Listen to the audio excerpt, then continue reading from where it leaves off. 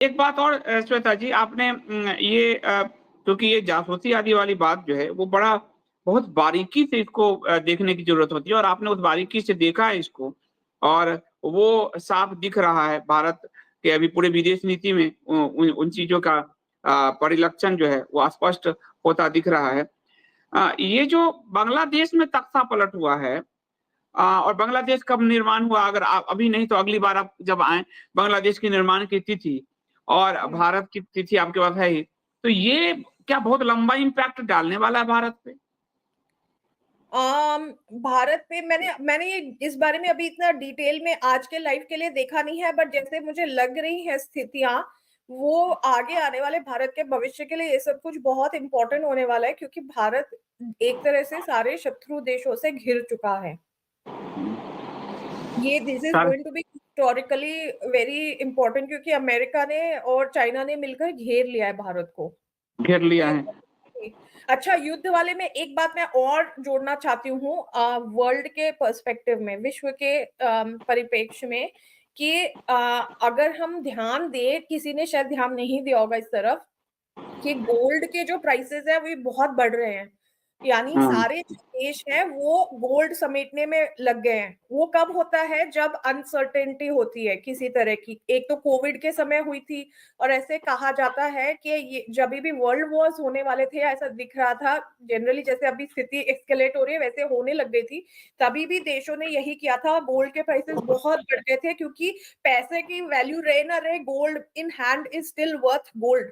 तो इसीलिए अब गोल्ड के जो प्राइसेस है वो इतने हाई जा रहे हैं, जिससे ये सारे जो लोग सोच रहे हैं कि ये वर्ल्ड वॉर में ट्रिगर होगा, वो उस तरफ ये जा रहा है। And that is one sine of this thing happening, कि ये वर्ल्ड वॉर में एस्केलेट होगा।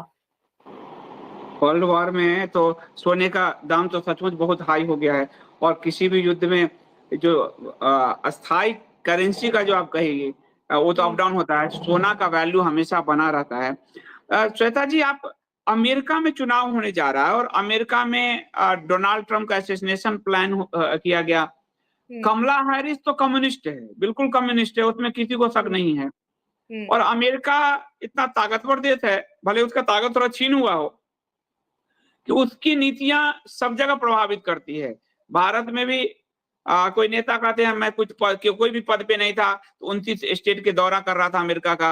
उधर से यूनुस का था बांग्लादेश में, हाँ भाई अमेरिका, हमने सत्ता परिवर्तन करवाया, साजिश रची हमने। तो अमेरिका के चुनाव का क्या एक तो परिणाम क्या दिख रहा है, और अमेरिका कितना बड़ा इम्पैक्ट डालने वाला है दुनिया पर अगले 2025 तक, अगर हम देखें, अगर आपने ये आकलन किया हो तो?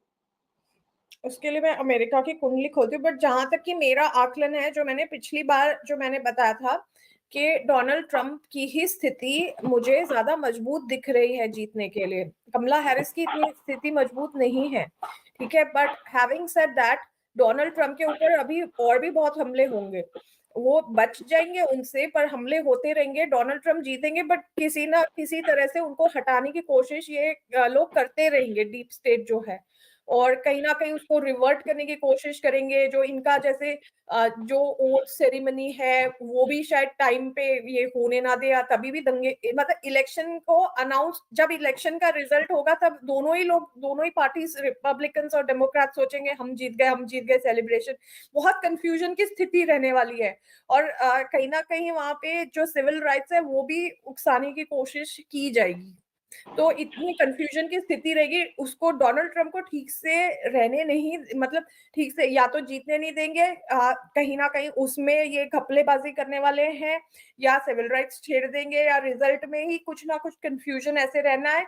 ओथ टेकिंग तक भी उसको चैन से नहीं रहने देंगे ये इस अमेरिका में लग रहा है कि सिविल वॉर जैसी स्थिति, और जिसने दुनिया को अस्त व्यस्त किया हो, हमारे यहाँ तो कर्म का सिद्धांत है, वो कैसे बचा रह सकता है। और देखा जाए तो अमेरिका का टोटल इतिहास 200-250 साल का ही इतिहास है। 200-250 साल में ही अगर ये देश इस स्थिति में पहुंच रहा है सिविल वॉर में, तो सोचिए भारत जैसी इतनी प्राचीन सभ्यता, उससे कहीं ज्यादा स्थिर ये देश रहा है। तो ये जो मार्च में आपने स्थिति बताई, कि बहुत सारे वो मीन राशि का और बहुत सारे ग्रह एक जगह जमा हो रहे हैं, तो मार्च में अमेरिका क्या दिख रहा है? मुझे लगता है हर चीज के केंद्र में अमेरिका तो बना हुआ है। जी, तो जो मेरे पास कुंडली है अमेरिका की, उसके अनुसार अमेरिका की जो लीडरशिप है उसमें बड़ा उथल पुथल होगा, क्योंकि मीन राशि अमेरिका का चतुर्थ भाव पड़ रहा है। चतुर्थ भाव होता है जो राजा की गद्दी होती है उसका, जो अच्छा। ऑफ पावर होता है वो होता है चतुर्थ भाव। तो ये कहीं ना कहीं बहुत अमेरिका के लिए तो बहुत ही ज्यादा उथल पुथल की स्थिति रहने वाली है। ये it is not looking good at all. Already आप देखिए कि लोग वहां पे अमेरिका में टैक्स पे मनी जो है, कांग्रेस उस चीज के बारे में वो करती जा रही है कि हमें और पैसे चाहिए। लोग खुश नहीं है कि उनके टैक्स पेयर मनी वॉर में यूज हो रहा है। तो एक तरफ तो वो वाली स्थिति है, people don't want war, but जो ये डीप स्टेट है और डेमोक्रेट्स है, लोग कहते हैं कि Biden, Kamala Harris is another Biden, Joe Biden. आधे टाइम तो जो बाइडेन यहाँ वहां बिजी रहते हैं, कमला हैरिस यहाँ वहां वो कर रही होती है। तो डिसीजंस ले कौन रहा है, काम कर कौन रहा है? ये सारे ब्यूरोक्रेट्स हैं जो वहां पे हमेशा से रहे हैं, चाहे कोई भी लीडर आए जाए, तो वो अपने हिसाब से ही कर रहे हैं काम। तो कहीं ना कहीं डीप स्टेट तो अभी भी अमेरिका को रूल कर रहा है, और वो चाहेगा नहीं कि ये चीज बदले। इसलिए बदले। वो डोनाल्ड ट्रम्प को नहीं आना चाहते। ये कॉन्स्पिरेसी चल रही है। अब मैं थोड़ा इंडिया आता हूँ, यहाँ दो चीजें चल रही है। इस पे ये क्या है, एक आपने देखा होगा कि सबसे अमीर मंदिर हमारे तिरुपति बालाजी में प्रसाद को लेके पूरा विवाद, कि उस प्रसाद में मिक्स चर्बी मिक्स किया गया, बीफ मिक्स कहा गया, मछली का मिक्स। तो एक तरफ वो पूरा विवाद खड़ा हुआ है, दूसरी तरफ हमारे शंकराचार्य जी ने, ज्योतिष पीठ के शंकराचार्य जी ने गौ ध्वज प्रतिष्ठा यात्रा आरंभ किया, भारत का 25,000 किलोमीटर की यात्रा जी, किसी ने नहीं की। लेकिन नॉर्थ ईस्ट में उनको लगातार रोक दिया गया, अरुणाचल में उनको प्रवेश नहीं करने दिया गया, नागालैंड में प्रवेश करने नहीं दिया गया। तो एक तरफ धर्म बचाने का प्रयास चल रहा है, दूसरी तरफ धर्म को छीनने का प्रयास चल रहा है। गाय बीफ आदि का मांस खिला के तो हमारे धर्म को भ्रष्ट करेंगे। तो ये क्या है, ये क्या है, किस तरह से ये देखें हम? संदीप जी, इसके बारे में हम कई बार इस विषय पे ये आता रहा है। एक तो सबसे पहले जब हमने जनवरी में वार्षिक जब हमने देखा था, वार्षिक एनालिसिस किया था कि ये साल कैसा रहेगा, तभी भी ये आया था कि जो धर्म है, धर्म को हानि होगी। पर्यटन क्षेत्र ये तीर्थ स्थलों को पर्यटन क्षेत्र बनाया जाएगा, हमारे धर्म गुरुओं को परेशानी होगी। फिर दूसरा हमने तब देखा था जब इस सरकार की जो जो ओथ टेकिंग सेरेमनी थी, उस टाइम पे भी हमने देखा था, वही आया था निकल के। ठीक है, तो कहीं ना कहीं, और इसके साथ में राहु जो है वो अभी मीन राशि में गोचर कर रहे हैं। मीन राशि क्या होती है? मीन राशि क्षीर सागर की राशि मानी जाती है ज्योतिष में। क्षीर सागर में जहाँ पे श्री विष्णु जो है, मीन राशि में शुक्र जो है वो उच्च के होते हैं। शुक्र माता लक्ष्मी के द्योतक माने जाते हैं ज्योतिष की भाषा में। ठीक है, तो माता लक्ष्मी श्री विष्णु के साथ में बैठी हुई हैं क्षीर सागर में, अगर हम विजुअलाइज कर रहे हैं। तो ये क्षीर सागर की राशि मानी जाती है। और देखिए, बालाजी जो वेंकटेश्वर भगवान का जो श्री विष्णु के ही रूप है, उन्हीं के मंदिर में। अब राहु क्या करता है? राहु किसी भी चीज में डिस्टॉर्शन लाता है, उस चीज को शुद्ध नहीं रहने देता, अपवित्र करता है। और वहीं पे उन्हीं के प्रसाद में ये लड्डुओं में ये पाया गया है। तो मैं तो बोलूंगी कि जितने भी मंदिर है भारत में, और स्पेशली विष्णु जी के जो मंदिर हैं, उनमें ये सारी चेकिंग होनी चाहिए, वहां पे होगा ये परेशानी। नॉर्थ ईस्ट तो अफेक्टेड चल ही रहा है। देखिए, तो धर्म गुरुओं का भी हमने देखा बार बार, क्योंकि ये जो सरकार है, और आरएसएस की कुंडली में भी हमने देखा था कि ये धर्म के दुश्मन है, ये धर्म की हानि करेंगे, शुद्ध नहीं रहने देंगे, ये भ्रष्ट करेंगे लोगों को, धर्म का वेपनाइजेशन करते हैं ये। तो जब धर्म का वेपनाइजेशन हो जाता है तो उसकी हानि ही होती है। तो तो वैसे अच्छा। ये आपने आरएसएस पे कहा था, मुझे याद है। और आरएसएस का जो विश्व हिंदू परिषद प्रकल्प है, वह पुनः तिरुपति पे कब्जा करने की तरफ गया है। अब उस पे आनंद फानंद में बैठक करके वो प्रयास कर रहा है। तो इस प्रयास में सफलता मिलेगी क्या उसको अभी तो? और उन्हीं की बीजेपी की पार्टी जैसी से पवन। स्थितियां चल रही हैं, वो तो कर ही रहे हैं संदीप जी। उनको तो जो करना है वो तो वही कर किए जा रहे हैं। ये सरकार तो देखिए, जैसे हमने शुरू में एनालिसिस किया था, ये 27 महीने की सरकार रहेगी। ठीक है, उस हिसाब से ये 2026 वर्ष 2026 सितंबर तक के तो कम से कम ये चलेगी, जो मेरा एनालिसिस है। उसके पहले भी गिर सकती है, तब तक के तो ये पता नहीं क्या क्या, उसके पहले तो और भी जो युद्ध वाली स्थितियां बन रही है वो मुझे ज्यादा डेंजरस लग रही हैं। अब जो वहां पे जो है, अब वो, और वही देखिए हमने गऊ और घी, गऊ से रिलेटेड जो प्रोडक्ट्स है, दूध, घी, उसी में निकला ना, घी में ही ये निकला है कि घी शुद्ध नहीं था उसमें, हम्म। है ना। तो वही इतना इतना सटीकता से निकला है कि ये संघ के द्वारा, जो संघ की जो पार्टी है उसके द्वारा जो शासन में, या हो तो उसके पहले भी रहा होगा, लोगों ने, ये निकला अभी है। हम्म। वो एक अच्छा, है। हम लोगों को क्या, जैसे अभी हम लोगों को बचाव के लिए क्या करना चाहिए? एक अभी बहुत फेमस हुए हैं प्रेमानंद जी महाराज वृंदावन से, और वो वही कह रहे हैं जो हम आप लगातार कहते थे कि नाम जप करो, नाम जप करो, नाम जप करो, भगवान का नाम लो, राधा रानी का नाम लो, भगवान विष्णु कृष्ण का नाम लो, किसी का नाम जप करो, नाम जप करो, वो कह रहे हैं। एकाएक वो बहुत फेमस हुए हैं और घर घर सुने जा रहे हैं। इस नाम जप से कुछ हम और ये आप भी बहुत समय से कह रही हैं, इंडिया स्पीक्स पे ही कह रही हैं, ये हमें बचाएगा? क्या होगा, हिंदू क्या करे? जी संदीप जी, नाम जप एक ऐसा चमत्कारिक उपाय है, ये मैं भी मानती हूँ, और मैं सबको उपाय यही बताती हूँ कि नाम जप करना चाहिए। होता ये है कि हम इन चीजों के बारे में तब सोचते हैं जब हमारे जीवन के कुछ वर्ष बच जाते हैं या आखिरी समय आता है, और तब हमारे पास समय नहीं रह जाता। तो अगर हमने पहले से नाम जप किया हुआ है तो एक तो वो हमारी हैबिट में, मसल मेमोरी में आ जाता है। हम मानसिक जप करते रहते हैं या हम लिखते रहते हैं। हमें जिन भी देवता पसंद है, राधा रानी पसंद है, राधा राधा लिखें, शिव जी पसंद है, ओम नमः शिवाय लिखिए, राम जी का वो है तो आप राम लिखिए, सीता राम लिखिए, या श्री कृष्ण लिखिए, जिनमें भी आपकी श्रद्धा है ज्यादा, अपने देव, अपने इष्ट देव के बारे में आप लिखिए। वो जो बैंक है उसको एक बैंक की तरह समझना चाहिए हमें। जो हमारा जो यहाँ का जो भौतिक बैंक है, जिसमें जैसे हम पैसे डालते हैं, वैसे ही वो तो जो हमारा धन है वो तो यहीं पे रह जाना है, ठीक है, इस जीवन में। जब हमारा शरीर गया उसके साथ यहीं रह जाएगा। पर ये जो नाम जप का जो बैंक है हमारा, जो जुड़ता जा रहा है, ये हमारे साथ में रहता है इस जीवन में, और ये हमारे साथ में परमार्थ में जाता है, और पुण्य के रूप में हमें अगले जीवन में भी ये मिलता है, इन द सेंस कि हमें कोई ऐसे अच्छे परिवार में जन्म मिले जहाँ पे हम इस अपनी जो जो हमने पूंजी कमाई है नाम जप की, उसको हम और आगे बढ़ा सके, हमें सत्संग मिले, हमारा जीवन सुधरे।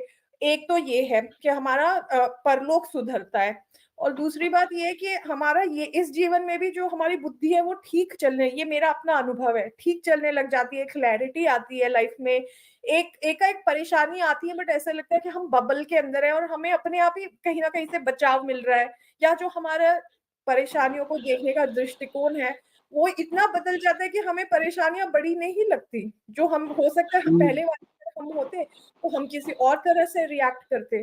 तो नाम जप तो एक बहुत ही इम्पोर्टेंट चीज है, हम सबको करना चाहिए। बहुत सही बताया है प्रेमानंद जी ने, और सबको करना चाहिए। और एक और चीज है, जो मैं प्रेमानंद जी को भी सुनती हूँ, और उसके साथ में भक्ति आश्रम के, वृंदावन के भक्ति आश्रम के देवादास जी महाराज को भी सुनती हूँ। वो भी बहुत अच्छा बताते हैं। तो वो तो ये कहते हैं कि यदि आपके पास में समय की कमी है तो, और आप एक तरफ आपको रामायण महाभारत पढ़ने का मन है और दूसरी तरफ नाम जप का मन है, तो आप नाम जप कीजिए, क्योंकि वो जो पूंजी है वो आपके बैंक में जा रही है, आपके एक इस तरह से जो आत्मा का जो बैंक बैलेंस है पुण्य के बैंक में जा रही है। जबकि आप ये पढ़ेंगे तो अच्छा है, आपके पास समय तो आप वो भी पढ़िए, वो भी पढ़ना जरूरी है सबके लिए। पर अगर आपके पास समय की कमी है तो नाम जप को इम्पोर्टेंस दीजिए। इतना नाम जप, नाम जप को इम्पोर्टेंस जो है देना पड़ेगा। एक और और चीज बताना चाहती हूँ संदीप जी, घी के बारे में। मैं एक बात बताना चाहती हूँ, घी को घर पे बनाना मुश्किल नहीं है।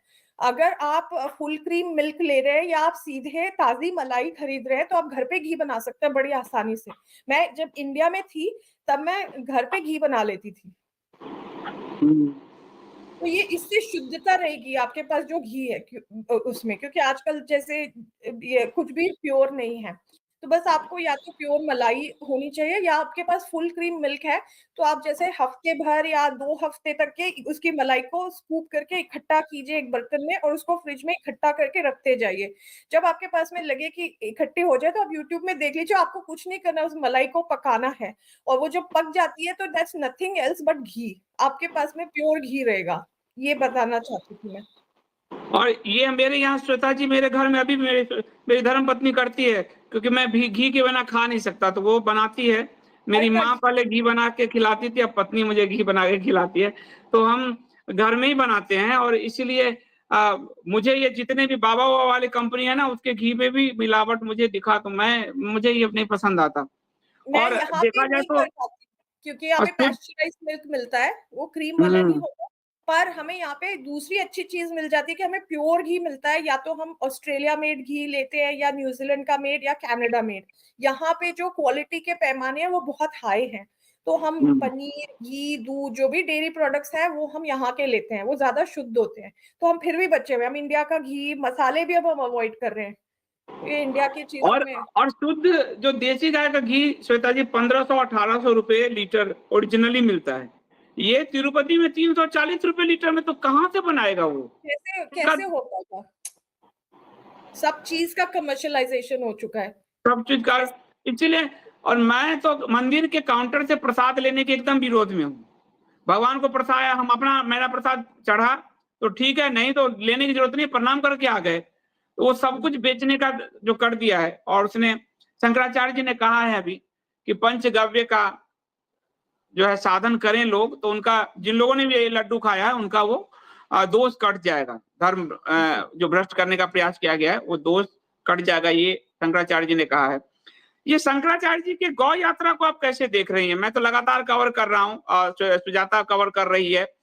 और उनको जो रोका गया है जिस तरह से 2 स्टेट में, एयरपोर्ट से बाहर ही नहीं निकलने दिया गया, अरुणाचल में और नागालैंड में। मणिपुर में तो वो गए हैं बाहर। और इस दौरान उन्होंने उत्तर प्रदेश में वो आंकड़े लेकर आए हैं कि सबसे ज्यादा गौ कट रही है।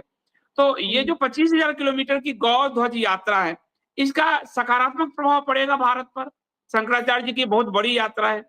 ये तो, इसका तो बहुत सकारात्मक प्रभाव पड़ना चाहिए संदीप जी, ये तो होना ही चाहिए।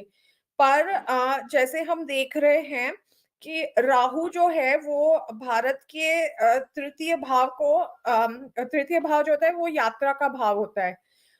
या पैदल यात्रा ले लें, तो सड़क यात्रा ले लें, तो ये यात्रा का भाव होता है। राहु जो है वो भारत के तृतीय भाव को जब तक मीन राशि में है राहु तब तक के वो प्रभावित कर रहा है, इसीलिए ये नहीं हो पा रही है। इसलिए नहीं हो पा रही है। और अब मंगल भी वहां पे कर्क राशि में, मंगल भी अभी एक्चुअली मिथुन राशि में है, हाँ, मंगल आ जाएंगे कर्क राशि में जल्दी, तब तो और भी मुश्किल हो जाएगा। तो मुझे लगता है कि इस चीज को थोड़ा सा अभी वो अभी कर नहीं पाएंगे, करने नहीं दिया जाएगा, या किसी कारणवश ये तब होगा जब राहु वहां से हटेंगे मीन राशि से, तब ये हो पाएगा।